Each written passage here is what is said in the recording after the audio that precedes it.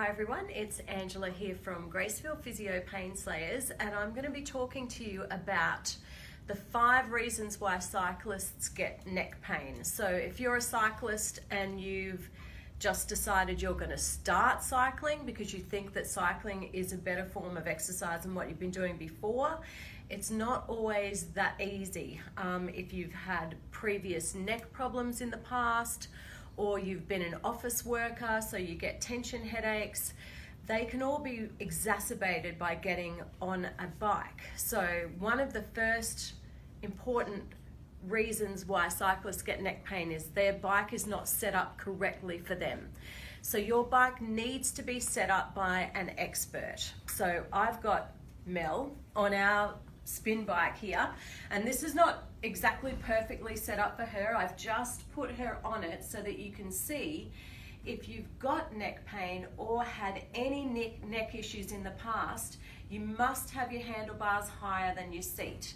So I know it's aerodynamically better to be riding with a flat back, but if you're just starting out and you've got neck problems, you need to have that handlebar higher. So your expert bike fitter will set up the bike according to your needs, but you must make sure that you tell them of your previous neck problems. And then once you start riding, if you find that you're getting headaches or neck pain, go back to the bike fitter and get them just to tweak it. So they may just need to alter a few things. So they might need to move the handlebars closer to the seat as well as higher. So those little things can help. So you must have an expert bike fitter. So that's the first reason why you get neck pain. The second reason that I'm going to tell you that you may be getting neck pain is you may be looking too far forward on your bike. So I'm actually going to put Mel's handlebars down for this because it'll be easier for you to see. So Mel, you're going to be holding here. So if Mel's looking up like this at the road, because of course you need to be looking ahead so that you know what's coming, but if she's looking up like this, she's going to get a sore neck very, very quickly. So her head is lifted up. She's got no neck stability happening there. So that is a recipe for disaster.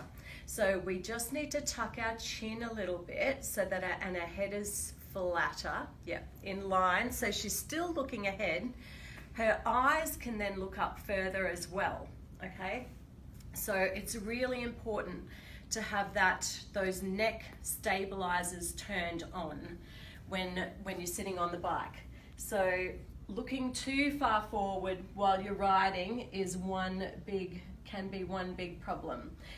The other thing that can happen when you're in this position, if you're looking too far forward, you lose the stability of your shoulder blade muscles and core as well. Okay, you can relax for a little bit, Mel, because it is a bit hard to hold that position, especially if you're not actually cycling.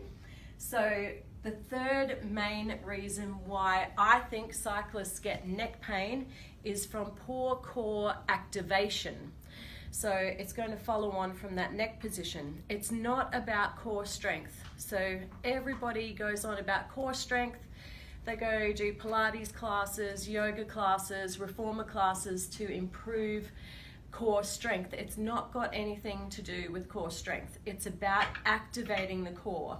So you can have a really strong core during a Pilates class, but then hop on your bike and not activate your core at all.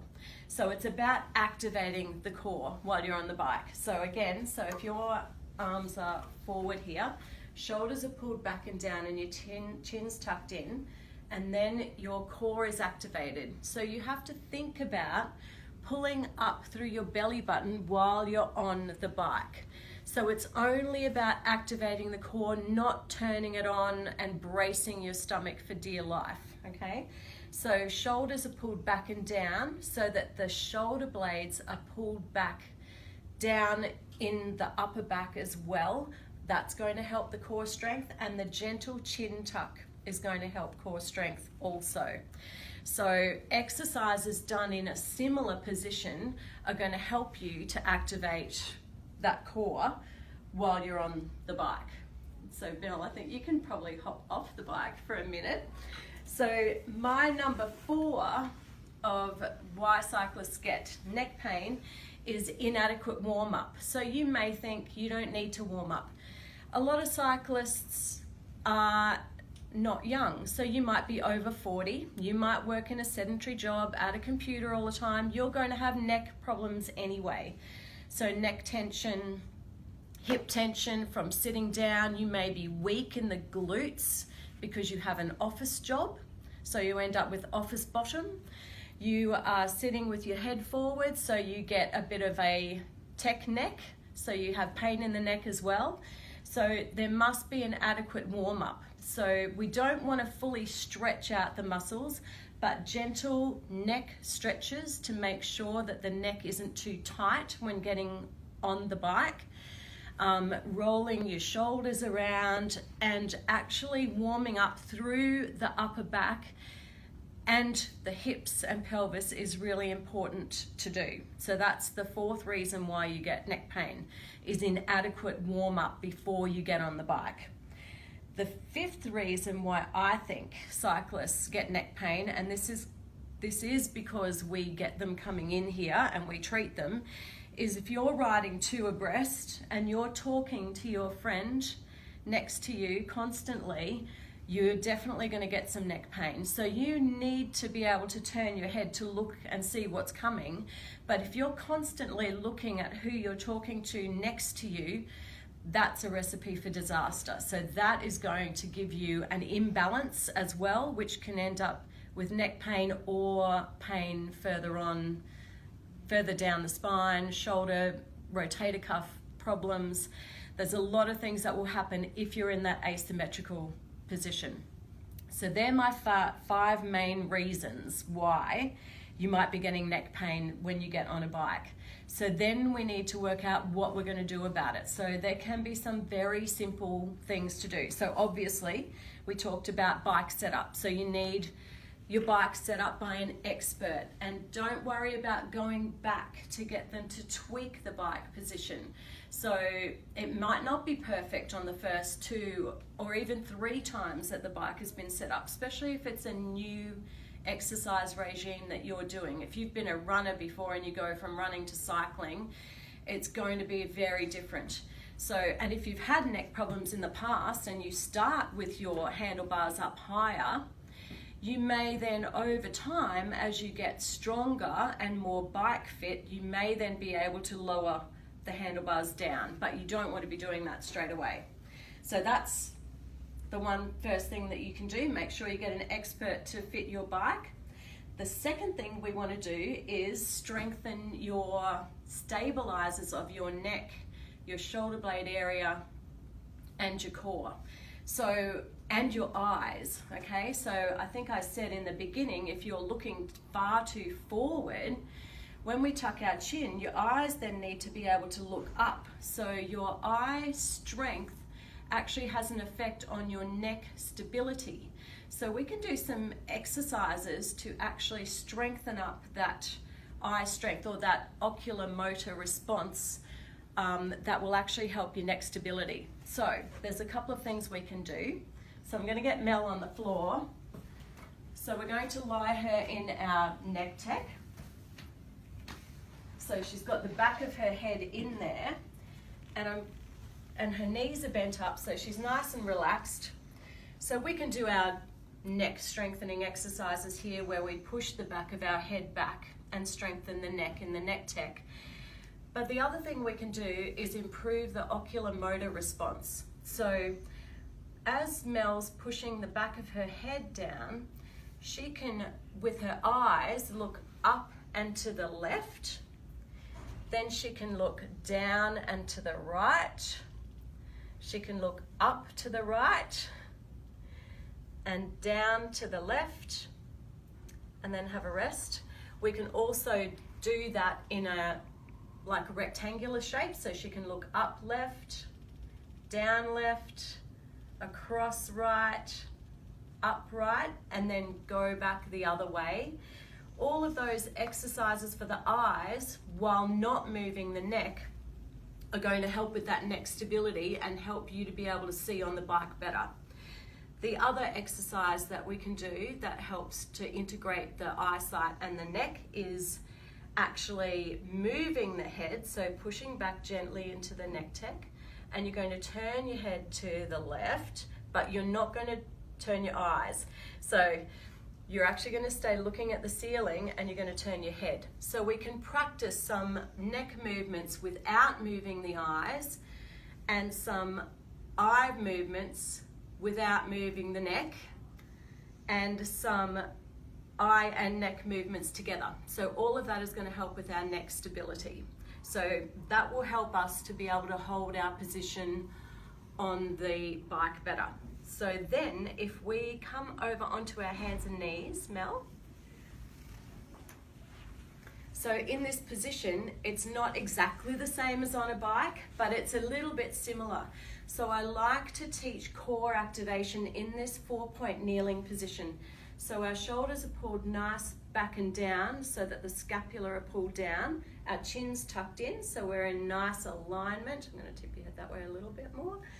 And then thinking about pulling the belly button to spine to activate the core and feel the muscles deep between the hip bones. Once you can activate in this position, you know what it's going to feel like while you're on the bike, okay? So once I've got people able to do that, then we can start moving 1 or 2 limbs. So Mel might want to move one leg out, but without changing the position in her back. So that's going to cause that core to work a bit harder. But the most important thing is its activation, because you can do those exercises without activating the right muscles.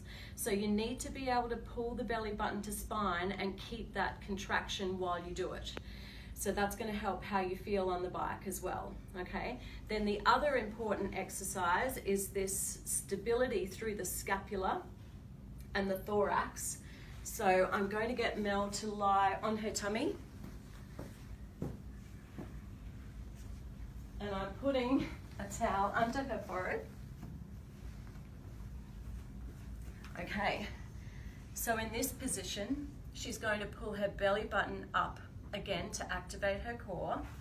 Then she's going to pull the shoulder blades back together and reach all the way down to her feet without activating anything here. And then she's going to gently lift her head a little bit, head and chest just a bit. So this is called a dart exercise.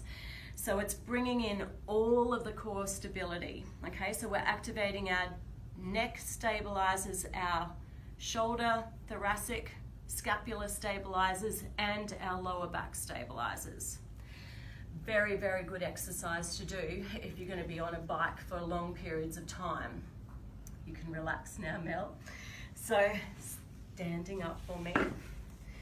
So they're some of the strengthening exercises that you can do. Obviously there's a lot more, but then if we're warming up before cycling, we need to stretch our neck as well. This is my trusty sidekick. So if you're going to be gently stretching the neck, because remember, if you stretch the muscle too much, it's actually not going to work properly. So we want to do some gentle neck stretches. So Mel's going to stand up nice and tall and tip her right ear to her right shoulder.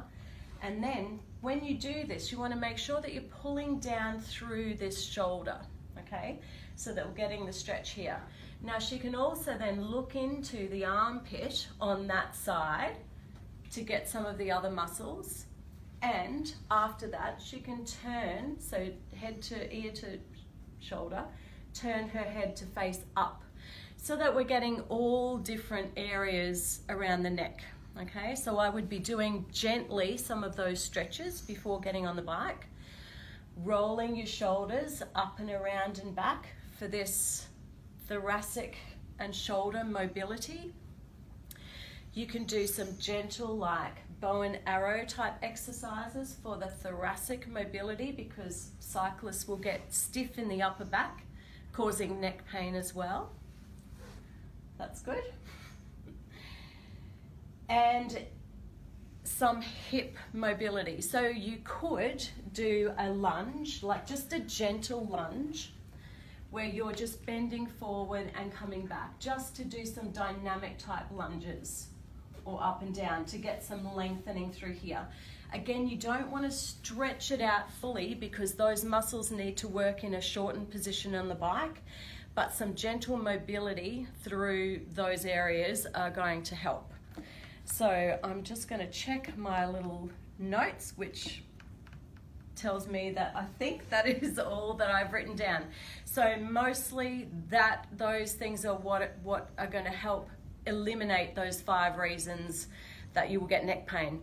Of course, riding single line is probably going to help as well, or if you are riding 2 abreast, you don't necessarily need to turn and talk to the rider next to you. They can probably still hear if you're looking straight ahead. So don't feel that you need to look at somebody to speak to them. So that should help you eliminate those reasons why you might be getting neck pain on the bike.